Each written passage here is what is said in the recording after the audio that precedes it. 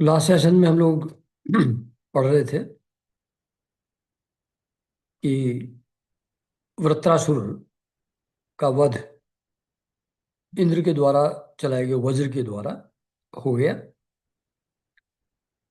तो आगे उस कहानी को कंटिन्यू करते हुए सुखदेव जी परीक्षित जी को कहते हैं कि महादानी परीक्षित, वृत्रासुर की मृत्यु से इंद्र के अतिरिक्त तीनों लोक और लोकपाल तत्क्षण प्रसन्न हो गए।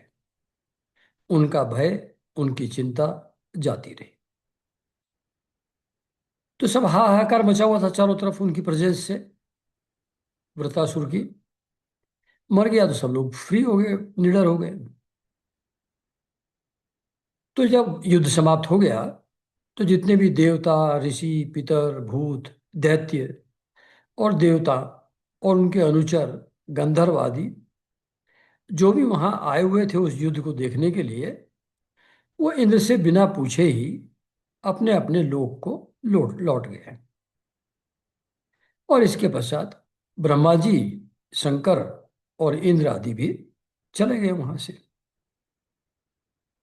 तो राजा परीक्षित ने पूछा कि सब लोग प्रसन्न थे, उसी को मारने के लिए युद्ध हुआ था, वृत्रासुर मर गया, तो फिर देवराज इंद्र अप्रसन्न क्यों थे, दुखी क्यों थे उस बात से? तो जब सब सुखी हो गए तो इनके दुख का कारण क्या है, ऐसा परीक्षित जी पूछते हैं। तो सुखदेव जी कहते हैं कि बात ये थी कि इंद्र वृत्रासुर का वध वैसे करना नहीं चाहते थे, लेकिन सारे जो देवता हैं, ऋषि हैं, महर्षिगण हैं, वो सब बहुत डरे हुए थे, वृत्रासुर के से आक्रांत थे। तो उन सब ने इंद्र से प्रार्थना की थी, लेकिन इंद्र ब्रह्म हत्या के डर के कारण से, ब्रह्म हत्या के भय के कारण से, क्योंकि वो भी ब्राह्मण था, तो उसको मारेंगे तो ब्रह्म हत्या लगेगी, तो उसे मारना नहीं चाहते थे। तो देवराज इंद्र ने वो जो रिक्वेस्ट करने आए थे कि इसको मार डालो, वृत्रासुर को, तो उन सब ऋषियों से और देवताओं से देवराज ने कहा था कि मुझे जो विश्व रूप के वध से जो ब्रह्महत्या लगी थी पहले, उसको तो मैंने स्त्री, पृथ्वी, जल और वृक्षों, उन लोगों ने कृपा की मेरे ऊपर, और उन्होंने बांट लिया उस ब्रह्महत्या को जो विश्व रूप के वध से मुझको लगी थी। अब यदि इसका वृत्र का भी मैं वध कर दूं तो फिर इसकी हत्या से मेरा छुटकारा कैसे होगा? ये फियर था इंद्र को, इसलिए वो मारना नहीं चाहते थे। तो सुखदेव जी कहते हैं कि उनकी बात सुन करके, देवराज इंद्र की बात सुन करके ऋषियों ने कहा कि देवराज, तुम्हारा कल्याण हो, तुम तनिक भी भय मत करो, क्योंकि हम अश्वमेध यज्ञ कराकर तुम्हें सारे पापों से मुक्त कर देंगे। तो क्योंकि उसके यज्ञ के द्वारा, अश्वमेध यज्ञ के द्वारा परमात्मा नारायण देव की आराधना की जाती है, तो तुम संपूर्ण जगत का वध करने से भी पाप मुक्त हो सकोगे। वृत्रासुर की अकेले की तो बात ही क्या है, तो वो इंतजाम हम लोग कर देंगे, तुम मारो इसको। तो फिर देवराज को और बोला उन्होंने कि देवराज, भगवान के नाम कीर्तन मात्र से ब्राह्मण, पिता, गौ, माता, आचार्य आदि की हत्या करने वाले महापापी, कुत्ते का मांस खाने वाले चांडाल और कसाई भी शुद्ध हो जाते हैं। भगवान का नाम लेने से सारे पाप समाप्त हो जाते हैं, सब शुद्ध हो जाते हैं, सिर्फ नाम लेने से। हम तो और एक स्टेप आगे की बात कर रहे हैं। हम तो अश्वमेध नाम का महायज्ञ का अनुष्ठान करेंगे, उसके द्वारा श्रद्धा पूर्वक भगवान की आराधना करेंगे, तो तुम ब्रह्मा पर्यंत समस्त चराचर जगत की हत्या के पाप से भी लिप्त नहीं होंगे। तो फिर इस दुष्ट को दंड देने के से पाप छूटने इस दुष्ट को दंड देने के पाप से छूटने की तो बात ही क्या है। अगर ब्रह्मा पर्यंत सबको मार दो तो भी फ्री हो जाओगे अश्वमेध यज्ञ के प्रभाव से।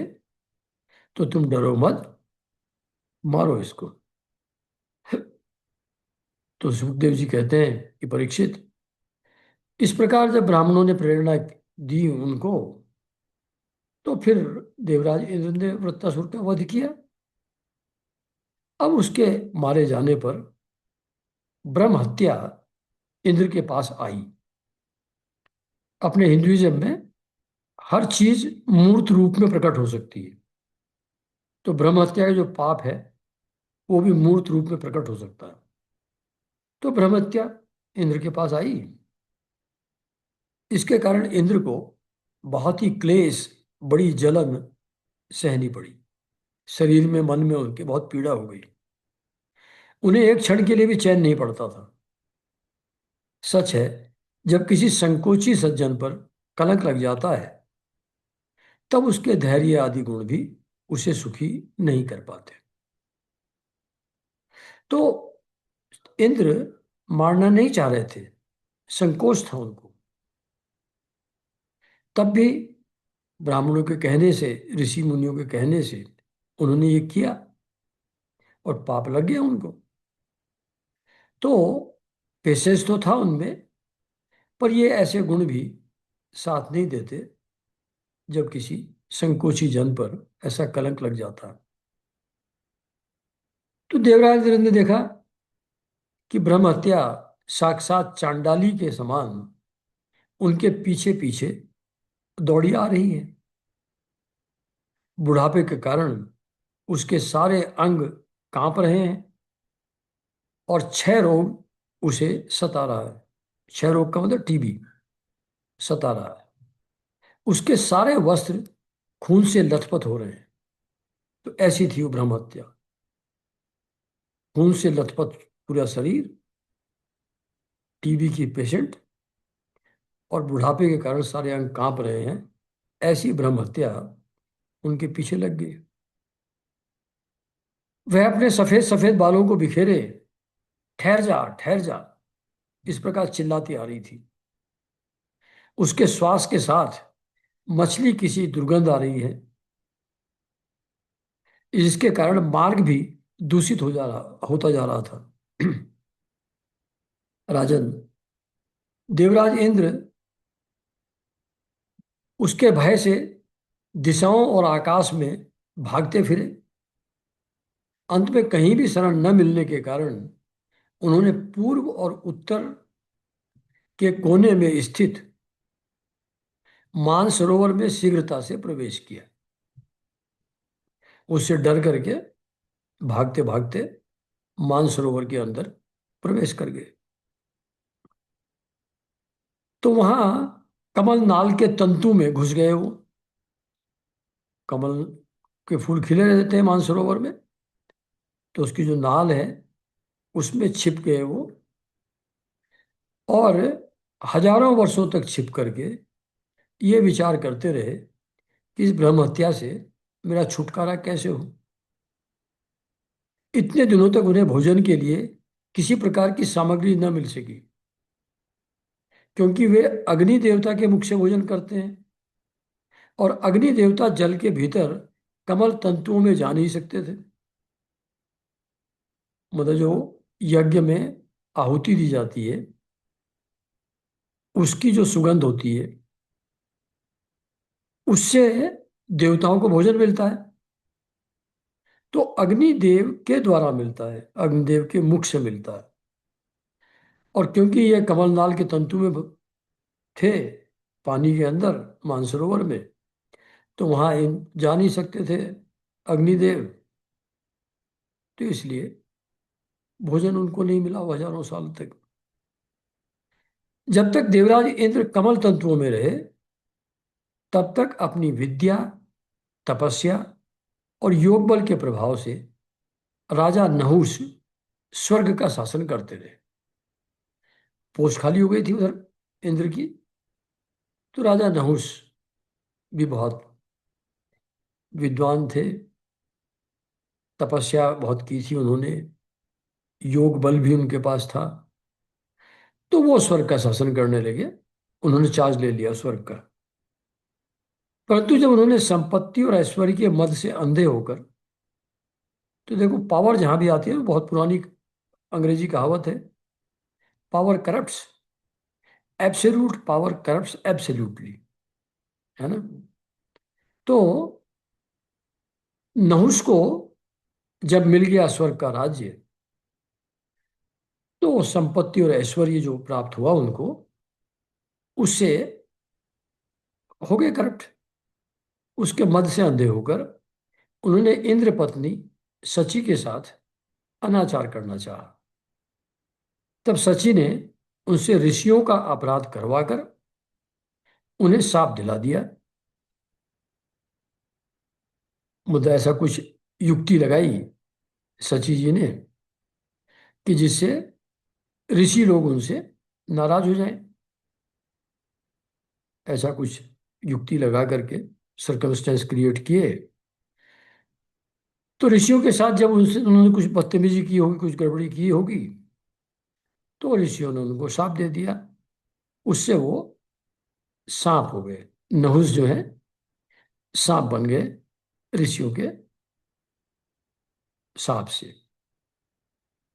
तदनंतर जब सत्य के परम पोषक भगवान ध्यान भगवान का ध्यान करने से इंद्र के पाप नष्ट प्राय हो गए, तब ब्राह्मणों के बुलवाने पर वे पुनः स्वर्गलोक आए। तो मतलब वहां 1000 साल तक कमल तंतु में मानसरोवर के अंदर वो भगवान की आराधना कर रहे थे, भगवान का नाम ले रहे थे। तो इतने टाइम तक नाम लेते लेते लेते उनके जो पाप हैं वो लगभग नष्ट हो गए। तो ब्राह्मण तो जान लेते थे, तो उनको पता लग गया कि अब इनके पाप नष्ट हो गए हैं। तो उन्होंने कहा आ जाइए, अब आपको खतरा नहीं है, अब आपको now you can come back. तो फिर वो इंद्र जी वापस आ गए।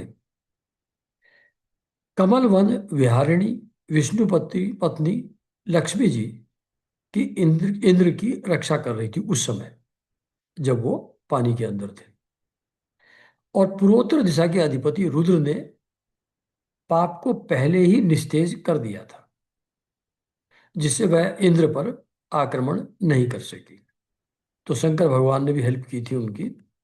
अच्छा, वो ब्रह्म हत्या को पावरलेस बना दिया था उन्होंने, तो हमला नहीं कर पाए वहां अंदर जा करके कमल तंतु में।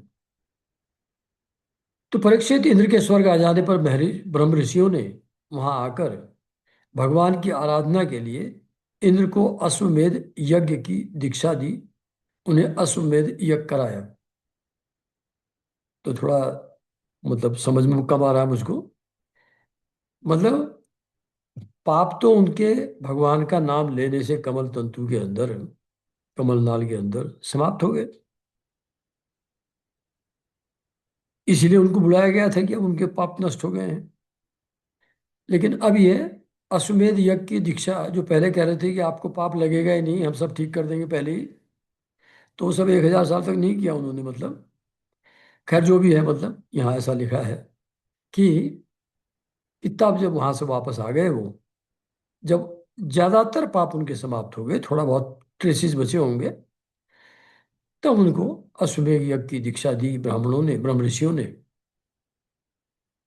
तो जब वेदवादी ऋषियों ने उनसे अश्वमेध यज्ञ कराया, तो देवराज इंद्र ने उस यज्ञ के द्वारा सर्वदेव स्वरूप पुरुषोत्तम भगवान की आराधना की। तब भगवान की आराधना के प्रभाव से वृत्रासुर के वध की वह बहुत बड़ी राशि इस प्रकार भस्म हो गई, जैसे सूर्योदय के से कोहरे का नाश हो जाता है। सुबह सुबह कोहरा रहता है, सूरज निकलता है तो धीरे धीरे खत्म हो जाता है। तो ऐसे ही उनकी पाप राशि समाप्त हो गई। तो परीक्षित, इस श्रेष्ठ आख्यान में इंद्र की विजय, उनकी पापों से मुक्ति और भगवान के प्यारे भक्त वृत्रासुर का वर्णन हुआ है। इसमें तीर्थों को भी तीर्थ बनाने वाले भगवान के अनुग्रह आदि गुणों का संकीर्तन है। तीर्थों को भी तीर्थ बना ले, भगवान के अनुग्रह आदि गुणों का संकीर्तन है। मतलब पहले इंद्र को पावरफुल बनाया, सो दैट ही कुड किल वृत्रासुर। तो भगवान की आराधना की, उसी से वो पावर आई, उसी से उसका रास्ता निकला दधीची की हड्डी लेकर के आयुध बनाने का।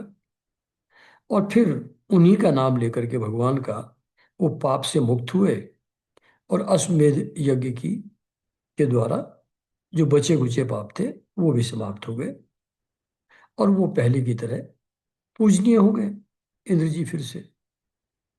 तो ये जो सारी चीजें हुई हैं, ये सब भगवान का ही प्रताप है, ये भगवान के ही गुण हैं, उन्हीं का ग्रेस है।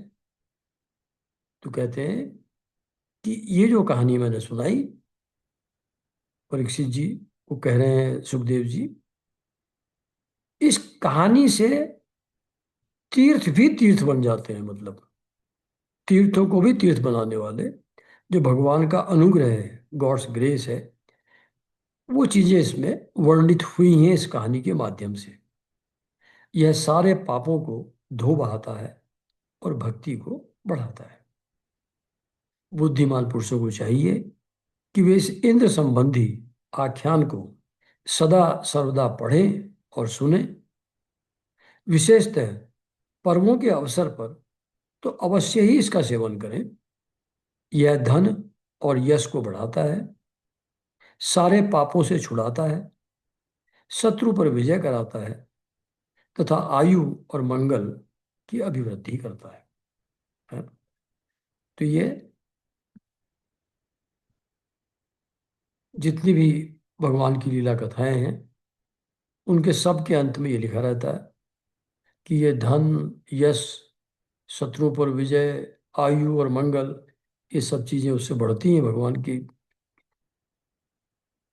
कथाओं का श्रवण करने से, और सारे पाप नष्ट हो जाते हैं। तो वही इस कहानी के बारे में भी लिखा है। अब यहाँ ये चैप्टर तो समाप्त हुआ। अब राजा परीक्षित ने कहा कि एक बात समझ नहीं आ रही है, ये वृत्रासुर जो था, ये तो बहुत ही रजोगुणी और तमोगुणी स्वभाव का था। सब देवताओं को कष्ट पहुंचाता रहता था और पाप ही पाप करता रहता था। लेकिन जब इंद्र से बात हो रही थी, तब ये भी समझ में आया कि उसकी भगवान में बहुत ही सुदृढ़ भक्ति थी।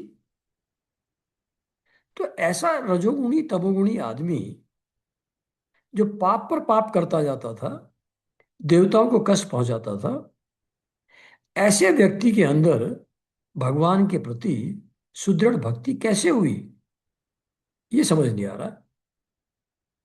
हम देखते हैं कि प्रायः शुद्ध सत्वमय देवता और पवित्र हृदय ऋषि भी भगवान की परम प्रेममयी अनन्य भक्ति से वंचित ही रह जाते हैं। सचमुच भगवान की भक्ति बड़ी दुर्लभ है। एक जगह कहीं, कई जगह आता है, मतलब ये बात सुधाधारा में भी, और वो महारसायन में, कि मुक्ति आदि चीजें ये तो भगवान बहुत सहज रूप से दे देते हैं, लेकिन प्रेममयी भक्ति आसानी से नहीं देते। ये सबसे दुर्लभ है, प्रेममयी भक्ति प्राप्त होना।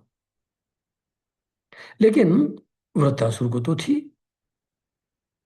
तो जिस चीज से देवता और ऋषि लोग भी वंचित रह जाते हैं, ऐसी प्रेममयी भक्ति वृत्रासुर को कैसे मिल गई?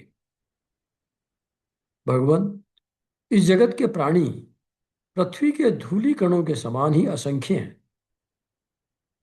उनमें से कुछ मनुष्य आदि श्रेष्ठ जीव ही अपने कल्याण की चेष्टा करते हैं।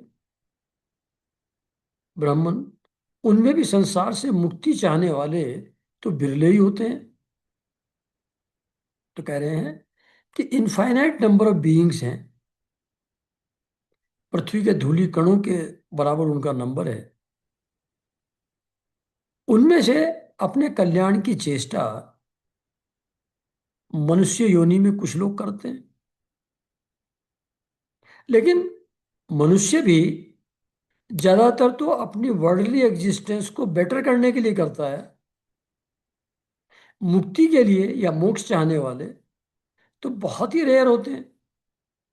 जो लोग पूजा प्रार्थना करते भी हैं, भगवान की भक्ति पूजा आराधना करते भी हैं, वो ज्यादातर अपनी मटेरियल वेलबींग, सांसारिक जीवन सुखद हो जाए, उसके लिए ही करते हैं। मोक्ष के लिए तो कोई नहीं करता, यानी कि बहुत रेयर है। तो मुक्ति के चाहने वाले तो बिरले ही होते हैं। और जो मोक्ष चाहने वाले हैं, उनमें भी मोक्ष एक्चुअली प्राप्त तो बहुत ही और भी रेयर हो जाता है उसका नंबर तो। महामुने, करोड़ों सिद्ध एवं मुक्त पुरुषों में भी वैसा शांत चित्त महापुरुष मिलना तो बहुत ही कठिन है, जो एकमात्र भगवान के परायण हो। ऐसा व्यक्ति हु इज टोटली डिपेंडेंट, पूर्ण रूप से आश्रित भगवान पर ही हो, सब कुछ भगवान के लिए ही करता हो, भगवान का ही एकमात्र आश्रय है, ऐसा जिसको दृढ़ विश्वास हो। तो ऐसा, तो जो करोड़ों सिद्ध पुरुष हैं, करोड़ों मुक्त पुरुष हैं, जीवन मुक्त हैं, उनमें भी ऐसा आदमी ढूंढना मुश्किल है जो एकमात्र भगवान के ही परायण हो, भगवान ही जिसका एकमात्र आश्रय हो। ये रेयर चीज, रेयरेस्ट ऑफ रेयर रेयर है। ऐसी अवस्था में वह वृत्रासुर, जो सब लोगों को सताता था और बड़ा पापी था, उस भयंकर युद्ध के अवसर पर भगवान श्री कृष्ण में अपनी वृत्तियों को इस प्रकार दृढ़ता से कैसे लगा सका? इसका क्या कारण है? प्रभु, इस विषय में हमें बहुत अधिक संदेह है। जैसे कोई भी थोड़ा बहुत जिसका आचरण हम लोगों को ठीक नहीं लगता, और मान लो भगवान का नाम भी लेता हो, तो हमको लगता है कि ढोंग कर रहा होगा। भगवान का नाम लेने वाला आदमी ऐसे कृत्य कैसे कर सकता है? तो ये वृत्तासुर तो एक्सट्रीम लेवल पर निगेटिव कर्म कर रहा था, लेकिन उसका मन युद्ध के समय, मृत्यु के समय इतनी दृढ़ता से भगवान कृष्ण में कैसे लगा? इसका क्या कारण है? इसमें हमको बहुत डाउट हो रहा है। ऐसे पापी का मन भगवान में कैसे लग सकता है? और इसको सुनने का हमको बहुत कौतूहल है, बहुत क्यूरोसिटी है कि आप हमको बताएं कि क्या कारण है। अहो, वृत्तासुर का बल पौरुष कितना महान था कि उसने रणभूमि में देवराज इंद्र को भी संतुष्ट किया, यानी कि इक्वल लेवल पर फाइट किया। डिसाइड करना मुश्किल था कि कौन, किसके अंदर बल पौरुष ज्यादा है। तो ऐसा महान बल पौरुष था, ऐसा पापी था, फिर भगवान में ऐसी अनन्य भक्ति उसके अंदर कैसे हुई? तो सूत जी कहते हैं, अब वहां आगे जो परीक्षित जी ने जो कहानी, परीक्षित जी को जो कहानी सुखदेव जी ने सुनाई थी, वही महाभागवत पुराण सूत जी शौनक जी को सुना रहे थे। तो फिर अब सूत जी कहते हैं, शौनकादि ऋषियों, भगवान सुखदेव ने परम श्रद्धालु राजऋषि परीक्षित का यह श्रेष्ठ प्रश्न सुनकर उनका अभिनंदन करते हुए यह बात कही। तो अब सूत जी कह रहे हैं कि जब परीक्षित जी ने इतना सुंदर प्रश्न किया, तो सुखदेव जी ने उनका ये उत्तर दिया। तो जो उन्होंने वहां उत्तर दिया था, वो मैं आप लोगों को अब बताता हूं। तो सुखदेव जी कह रहे थे उस समय परीक्षित जी को कि मैं तुमको एक पुराना वृतांत सुनाता हूँ, एक पुराना पुराना इतिहास या कहानी सुनाता हूँ।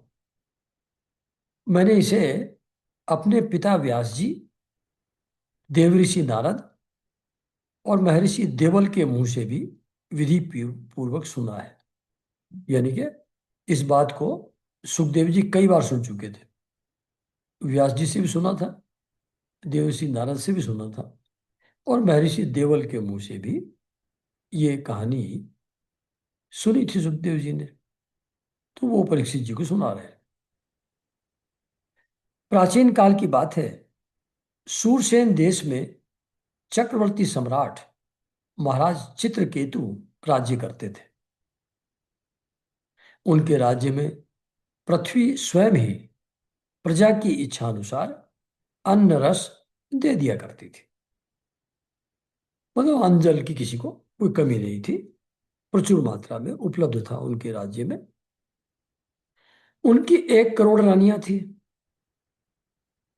और स्वयं संतान उत्पन्न करने में समर्थ भी थे, यानी कि इम्पोर्टेंसी नहीं थी।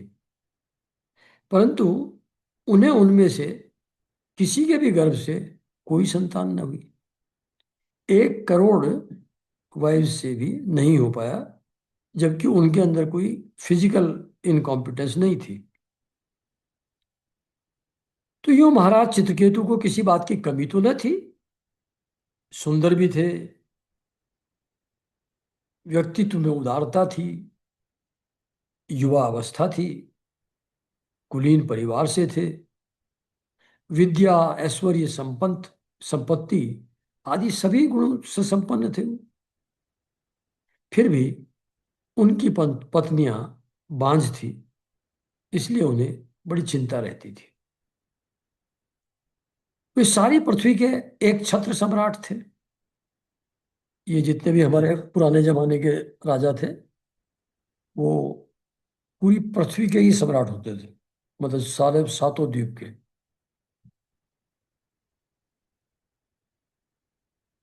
बहुत सी सुंदर रानियां थी और सारी पृथ्वी उनके वश में थी। सब प्रकार की संपत्तियां उनकी सेवा में उपस्थित थी, परंतु वे सब वस्तुएं उन्हें सुखी न कर सकी। एक दिन साप और वरदान में समर्थ अंगिरा ऋषि स्वच्छंद रूप से विभिन्न लोकों में विचरण करते हुए राजा चित्रकोटि केतु के महल में आए। तो अंगिरा ऋषि, जो हर तरीके से पावर उनके पास थी सांप और वरदान देने की, तो घूमते घूमते घूमते घूमते एक दिन वो पहुंच गए चित्रकेतु जी के महल में। राजा ने प्रत्युत्थान और अर्घ्य आदि, यानी कि प्रत्युत्थान मतलब तुरंत खड़े हो गए उनके आते ही, और अर्घ्य आदि से उनकी विधिवत पूजा की, पानी वानी उनके पैर वैर पे डाल करके, हाथ वाथ धुलवा के, आचमन करा करके, आतिथ्य सत्कार हो जाने के बाद जब अंगिरा ऋषि सुखपूर्वक आसन पर विराज गए, तब राजा चित्रकेतु भी शांत भाव से उनके पास ही बैठ गए। महाराज, ये महाराज मतलब यहाँ वर्ड परीक्षित जी के लिए सुखदेव जी यूज कर रहे हैं कि महाराज, महर्षि अंगिरी ने देखा कि ये राजा बहुत विनयी है, बहुत ही रेस्पेक्टफुल है, और मेरे पास पृथ्वी पर बैठकर मेरी भक्ति कर रहा है। इतना बड़ा है, पूरी दुनिया का राजा है, अब मेरे पास जमीन पे बैठा है। तब उन्होंने चित्रकेतु को संबोधित करते हुए, उसे आदर देते हुए यह बात कही। तो अंगिरा ऋषि अब बातचीत कर रहे हैं और चित्रकेतु को कह रहे हैं कि राजन, तुम अपनी प्रकृतियों, यानी क्या, सपोर्टिंग चीजें जो तुम्हारे शासन के लिए जरूरी हैं, गुरु, मंत्री, राष्ट्र, दुर्ग, कोष, सेना और मित्र के साथ। ये 7 चीजें होती हैं राजा के लिए आवश्यक। गुरु, मंत्री, राष्ट्र, दुर्ग, कोष, सेना और मित्र। तो इन सबके साथ आप सकुशल तो है ना? सब ठीक ठाक है ना? कोई प्रॉब्लम तो नहीं है? जैसे जीव महत्त्व आदि 7 आवरणों से घिरा रहता है, वैसे ही राजा भी इन 7 प्रकृतियों से घिरा रहता है। गुरु, मंत्री, राष्ट्र, दुर्ग आदि से घिरा रहता है राजा। उनके कुशल से ही राजा की कुशल है। तो ये सातों चीजें आपकी ठीक ठाक है ना नरेंद्र? जिस प्रकार राजा अपनी उपर्युक्त प्रकृतियों के अनुकूल रहने पर ही राज्य सुख भोग सकता है, वैसे ही प्रकृतियां भी अपनी रक्षा का भार राजा पर छोड़कर सुख और समृद्धि लाभ कर सकती है। तो ये जो गुरु, मंत्री, राष्ट्र और सेना और मित्र हैं, दे आर सपोर्टेड बाई राजा। राजा के सपोर्ट से ही उनकी भी वृत्ति चलती है, यानी कि एक दूसरे के ऊपर आश्रित हैं। उन सबके ठीक रहने से राजा का राज्य ठीक चलता है, और राजा के ठीक से राज्य करने से उन सब की जीविका, उन सब चीजों का वेलबींग ठीक से मैनेज होता है। राजन, तुम्हारी रानियां, प्रजा, मंत्री, सेवक, व्यापारी, अमात्य यानी कि दीवान, नागरिक, देशवासी, मंडलेश्वर राजा, जो छोटे छोटे स्टेट्स के सामंत जिनको बना दिया जाता है, overall the report to the king, तो मंडलेश्वर राजा और पुत्र आदि, ये सब तुम्हारे वश में है ना? कोई समस्या तो नहीं है ना कहीं? रानियां, प्रजा, मंत्री, सेवक, व्यापारी, अमात्य, नागरिक, देववासी, देशवासी, मंडलेश्वर राजा और पुत्र, सबके सब फेवरेबल हैं, कंट्रोल में हैं। सच्ची बात तो यह है कि जिसका मन अपने वश में है उसके ये सभी वश में होते हैं। ये यहाँ एक मैसेज डाल दिया। मतलब अगर हमारा मन हमारे वश में हो तो जो चीजें हमारे चारों तरफ हैं, जो हमारी सपोर्टिंग चीजें हैं, वो सब भी अपने आप वश में रहती हैं। मन का वश में होना आवश्यक है अपने, तब सभी चीजें फेवरेबल हो जाती हैं। इतना ही नहीं, सभी लोक और लोकपाल भी बड़ी सावधानी से उसे भेंट देकर उसकी प्रसन्नता चाहते हैं। तो लोक और लोकपाल भी आते हैं भेंट दे करके, बिकॉज दे वांट कि भाई उसका ग्रेस बना रहे।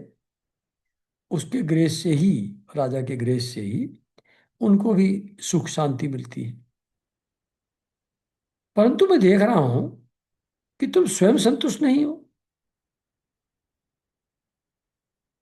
तुम्हारी कोई कामना अपूर्ण है। तुम्हारे मुंह पर किसी आंतरिक चिंता के चिन्ह झलक रहे हैं। तुम्हारे इस असंतोष का कारण कोई और है या स्वयं तुम ही हो? ये क्वेश्चन महर्षि पूछ रहे हैं कि क्यों तुम असंतोष क्यों है तुमको? सब सिचुएशन फेवरेबल है ही कि नहीं? बताओ परीक्षित। महर्षि अंगिरा यह जानते थे कि राजा के मन में किस बात की चिंता है। फिर भी उन्होंने उनसे चिंता के संबंध में अनेकों प्रश्न पूछे।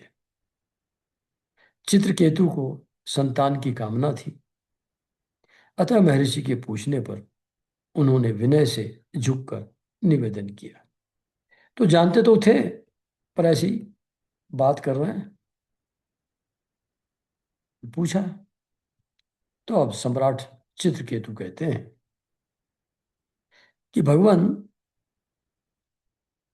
जिन योगियों के तपस्या, ज्ञान, धारणा, ध्यान और समाधि के द्वारा सारे पाप नष्ट हो चुके हैं,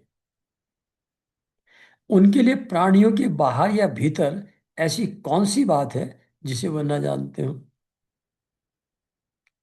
पहले आप तो इतने पहुंचे हुए संत हैं जो ऐसे योगी हैं जो तपस्या, ध्यान, धारणा, समाधि के द्वारा शांत हो चुके हैं, सारे पाप जिनके नष्ट हो चुके हैं, उनको तो सबके बाहर भीतर क्या है, क्या विचार है, क्या करना चाहता है कोई, ये सब पता ही रहता है। लेकिन फिर भी ये सब जानबूझ करके भी आपको तो पता ही है मैं क्या चाहता हूं, फिर भी मैं आज्ञा, आपकी आज्ञा और प्रेरणा से अपनी चिंता आपके चरणों में निवेदन करना चाहता हूं। मतलब अगर मैं ना कहूं कि आप तो जानते ही हैं, तो आज्ञा का उल्लंघन हो जाएगा। जो आपने कहा बताइए, तो आपकी आज्ञा का आदर करते हुए मैं अपनी चिंता का कारण आपके सामने निवेदन करता हूं। मुझे पृथ्वी का साम्राज्य, ऐश्वर्य और संपत्तियां, जिनके लिए लोकपाल भी लालायित रहते हैं, प्राप्त हैं।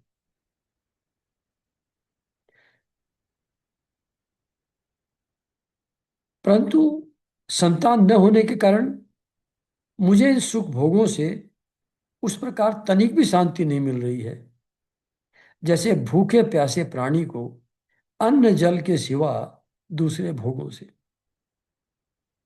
भूख लगी है तो खाना ही चाहिए, बाकी किसी चीज से शांति नहीं मिलेगी, बाकी किसी और चीज से तुष्टि नहीं होगी।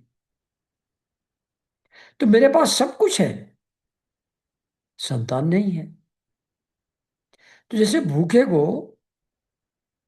अन्न के सिवाय किसी चीज से तुष्टि नहीं होती, ऐसे ही मुझको भी ये सारे भोग प्राप्त होते हुए भी थोड़ा भी सुख, थोड़ी भी शांति नहीं मिल रही है। महाभाग्यवान महर्षि, मैं तो दुखी हूं।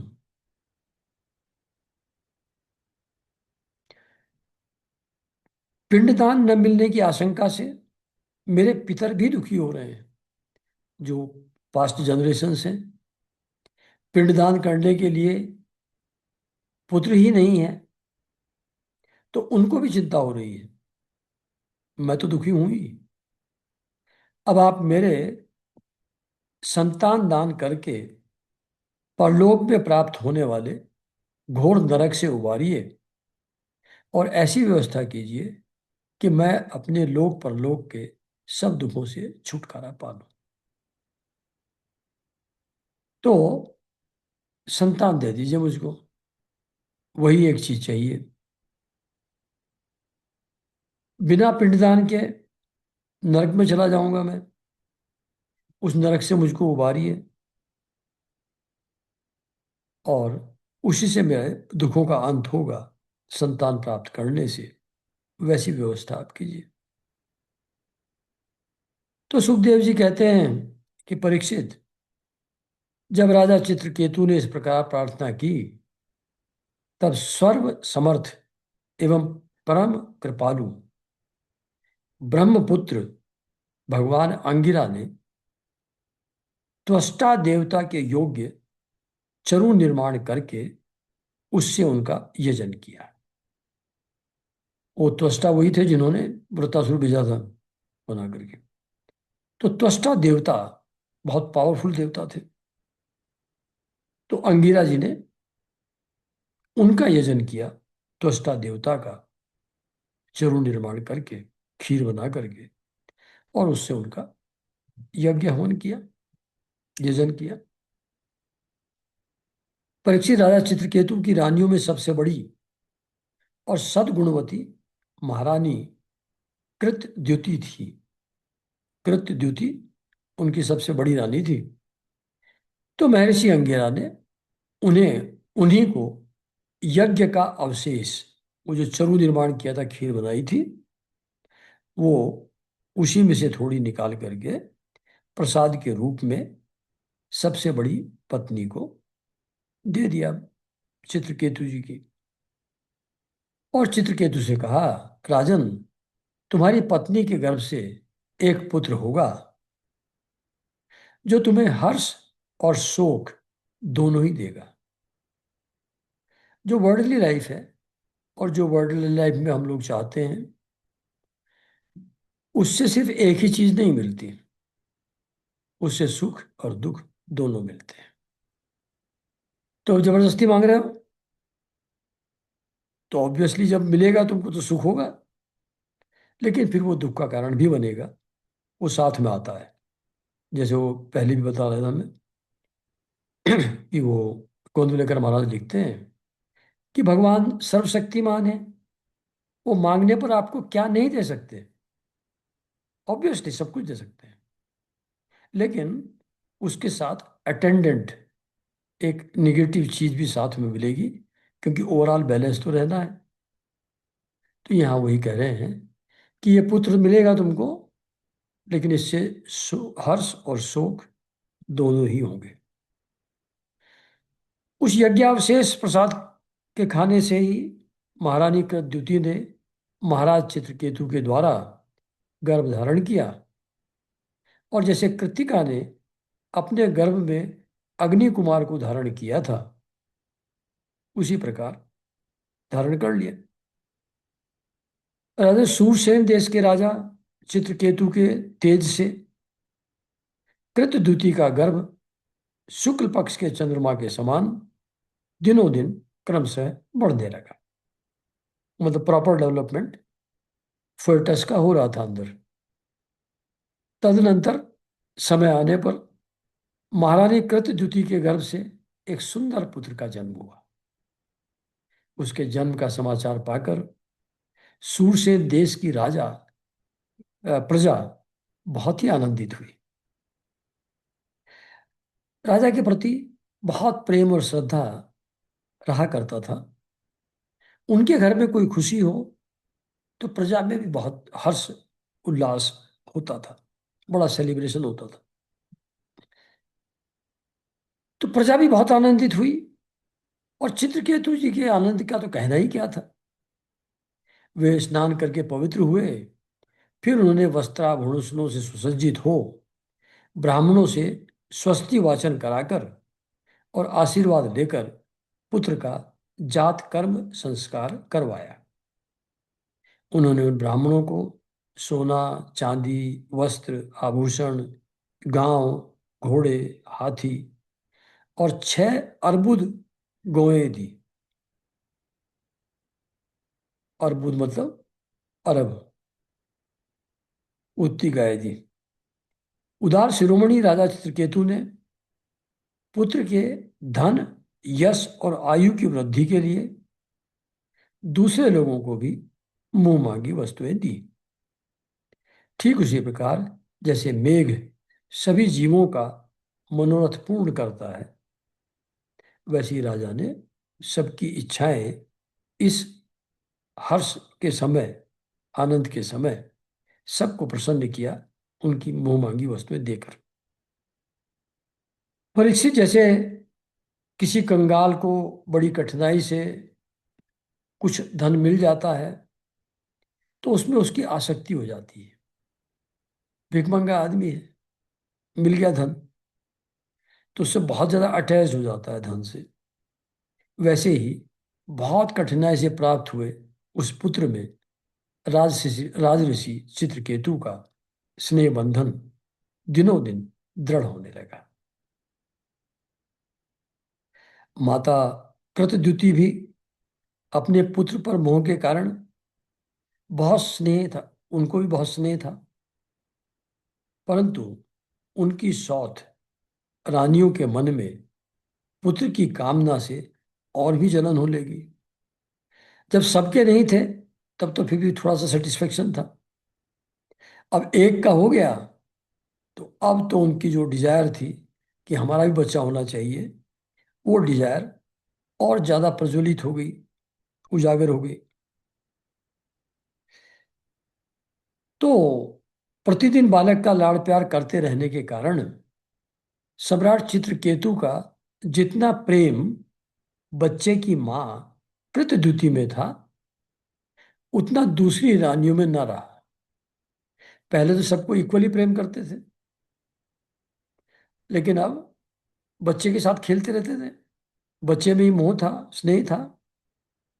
तो बच्चा तो माँ के पास है, तो उन्हीं के पास रहते थे।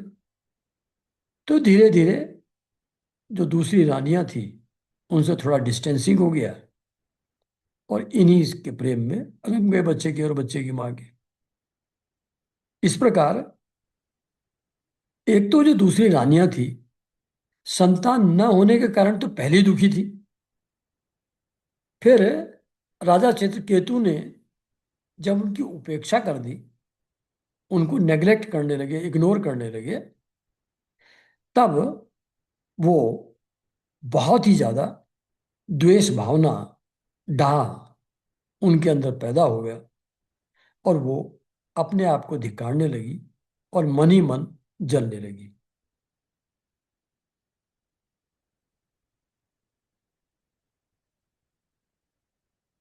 तो वो आपस में कहने लगी कि अरे बहनों, पुत्रहीन स्त्री बहुत ही अभागिनी होती है।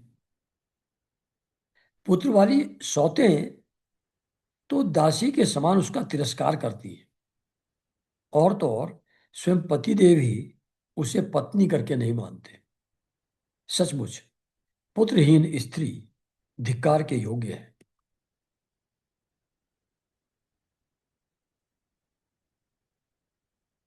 भला दासियों को क्या दुख है? मतलब दासी मच बेटर पोजीशन में है। ऐसी औरतें जिनके बच्चे नहीं हैं, उनका तिरस्कार इतना ज्यादा हो जाता है पुत्रवती की कंपैरिजन में, कि दासियों का उतना तिरस्कार नहीं होता। दासियां तो स्वामी की सेवा करके निरंतर सम्मान पाती रहती हैं। वो सेवा करती हैं, स्वामी प्रसन्न रहते हैं, तो उनको आदर मिलता रहता है।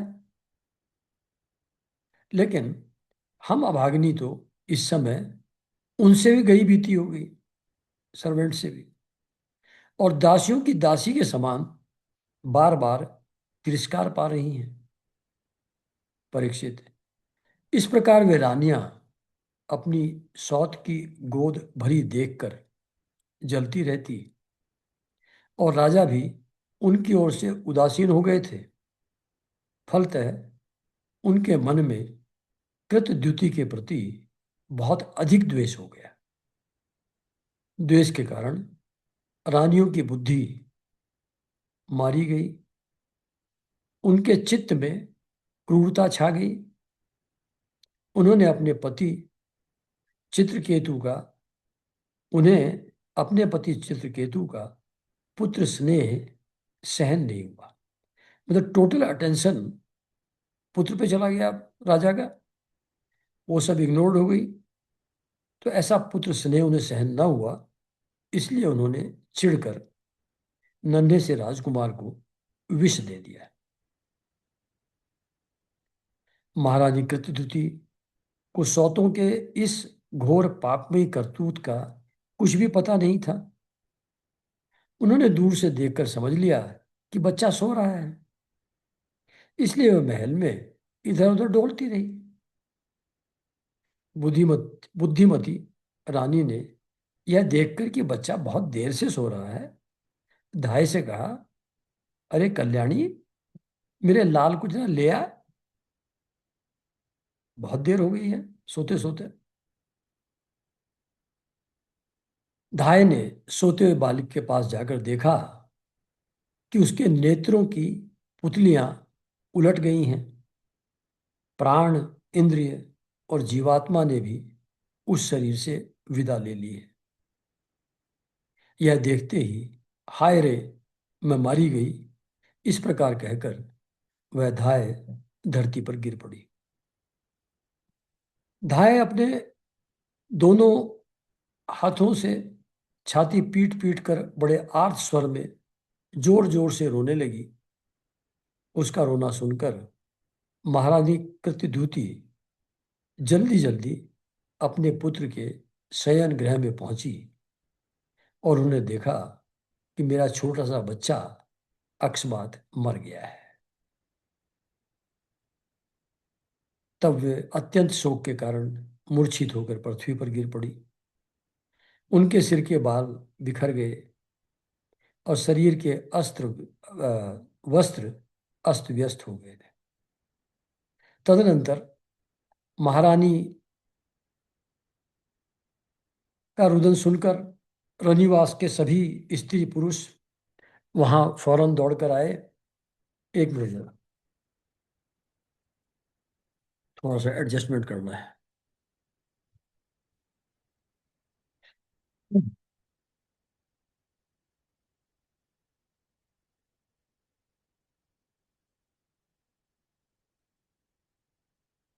हम्म।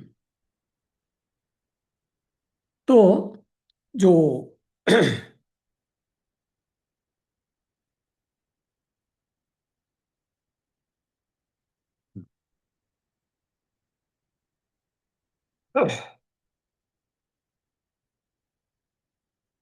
तो जो धाय गिर पड़ी और महारानी कृतद्युति दौड़ करके शयन गृह में पहुंची बच्चे के, और वो भी फिर देख करके उनको बेहोश हो गई। तदनंतर महारानी का रुदन सुनकर रनिवास के सभी स्त्री पुरुष वहां दौड़ आए और सहानुभूतिवश अत्यंत दुखी होकर रोने लगे। वे हत्यारी रानियां भी वहां आकर झूठ मूठ रोने का ढोंग करने लगी। जब राजा चित्रकेतु को पता लगा कि मेरे पुत्र की अकारण ही मृत्यु हो गई है, तब अत्यंत स्नेह के कारण शोक के आवेग से उनकी आंखों के सामने अंधेरा छा गया। वे धीरे धीरे अपने मंत्रियों और ब्राह्मणों के साथ मार्ग में गिरते पड़ते मृत बालक के पास पहुंचे। जहां खबर मिली दूसरी जगह से, तो दौड़ते दौड़ते वहां से आए और मूर्छित होकर उसके पैरों पर गिर पड़े। उनके केस और अस्त्र वस्त्र सब बिखर गए।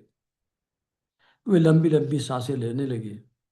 आंसुओं की अधिकता से उनका गला रुंध गया और वे कुछ भी बोल न सके। पति प्राणा रानी कृतद्युति अपने पति चित्रकेतु को अत्यंत शोकाकुल और इकलौते नन्हे से बच्चे को मरा देख भांति भांति से विलाप करने लगी। उनका यह दुख देखकर मंत्री आदि सभी उपस्थित मनुष्य शोकग्रस्त हो गए। महारानी के नेत्रों से इतने आंसू बह रहे थे कि वे उनकी आंखों का अंजन लेकर केसर और चंदन से चर्चित वक्ष स्थल को भिगोने लगे। उनके बाल बिखर रहे थे तथा उनमें गुथे हुए फूल गिर रहे थे। इस प्रकार वे पुत्र के लिए कुररी पक्षी के समान उच्च स्वर में विविध प्रकार से विलाप करने लगी। वे कहने लगी, अरे विधाता, सचमुच तू बड़ा ही मूर्ख है जो अपनी सृष्टि के प्रतिकूल चेष्टा करता है। मतलब तुमने बच्चा दिया, अब मार डाला, तो ये कौन सी बात हुई? मतलब तो तू मूर्ख है, अपनी सृष्टि के प्रतिकूल चेष्टा करता है। बड़े आश्चर्य की बात है कि बड़े बूढ़े तो जीते रहे और बालक मर जाए। ये कौन सा न्याय हुआ? ये कौन सी होशियारी की प्लानिंग है आपकी? यदि वास्तव में तेरे स्वभाव में ऐसी विपरीतता है कि बड़े बूढ़े जिंदा हैं और बच्चे मर गए, ऐसे स्वभाव में तेरी विपरीतता है, तो तू तो जीवों का अमर शत्रु है, एटर्नल एनिमी है। यदि संसार में प्राणियों के जीवन मरण का कोई क्रम न रहे, तो वे अपने प्रारब्ध के अनुसार जन्मते रहेंगे, मरते रहेंगे। तो फिर तेरी क्या जरूरत है?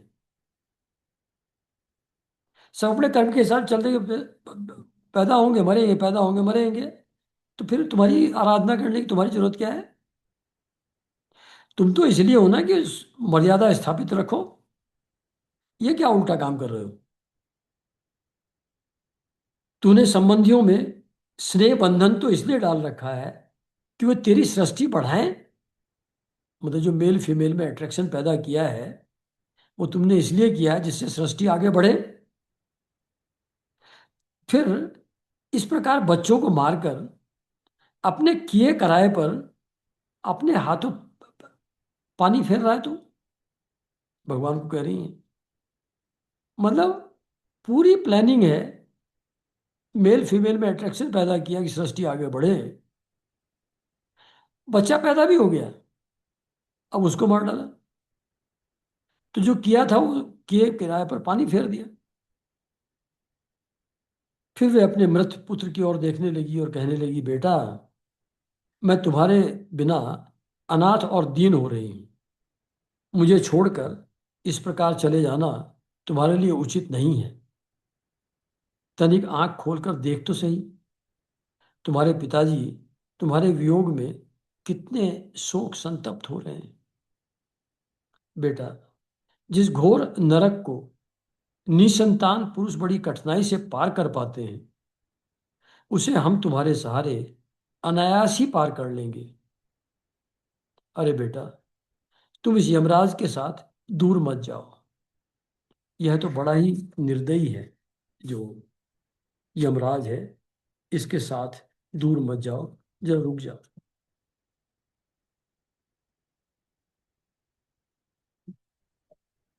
मेरे प्यारे लल्ला, ओ राजकुमार, उठो बेटा। देखो तुम्हारे साथी बालक तुम्हें खेलने के लिए बुला रहे हैं। तुम्हें सोते सोते बहुत देर हो गई, अब भूख भी लग गई होगी। उठो, कुछ खा लो, और कुछ नहीं तो मेरा दूध ही पी लो, और अपने स्वजन संबंधी हम लोगों का शोक दूर करो। प्यारे लाल, आज मैं तुम्हारे मुखार विंद पर वह भोली भाली मुस्कुराहट और आनंद भरी चितवन नहीं देख रही। मैं बड़ी अभागिनी हूँ। हाय, अब भी मुझे तुम्हारी सुमधुर तोतली बोली सुनाई नहीं दे रही है। क्या सचमुच निष्ठुर यमराज तुम्हें उस परलोक में ले गया जहां से फिर कोई लौट करके वापस नहीं आता? सुखदेव जी, परीक्षित जब सम्राट परीक्षित जब सम्राट चित्रकेतु ने देखा कि मेरी रानी अपने मृत पुत्र के लिए इस प्रकार भांति भांति विलाप कर रही है, तब वे शोक से अत्यंत संतप्त हो फूट फूट करके रोने लगे। राजा रानी के इस प्रकार विलाप करने पर उनके अनुगामी स्त्री पुरुष भी दुखित होकर सब लोग रोने लगे। इस प्रकार सारा नगर ही शोक से अचेत सा हो गया। राजन, महर्षि अंगिरा और देवऋषि ने देखा कि राजा चित्रकेतु पुत्र शोक के कारण चेतनाहीन हो रहे हैं, यहां तक कि उन्हें समझाने वाला भी कोई नहीं है। तब वो दोनों, महर्षि अंगिरा जिन्होंने पुत्र दिया था पहले, और नारद जी, वो दोनों की ये समझाने के लिए कि उनको समझाने वाला भी कोई नहीं है, वो दोनों के दोनों वहां आए। तो यहाँ ये समाप्त होता है ये अध्याय। और फिर अंगिरा ऋषि और नारद जी फिर चित्रकेतु को उपदेश देते हैं। तो वो हम लोग नेक्स्ट सेशन में पढ़ेंगे। तब तक के लिए सब लोगों को नमस्कार।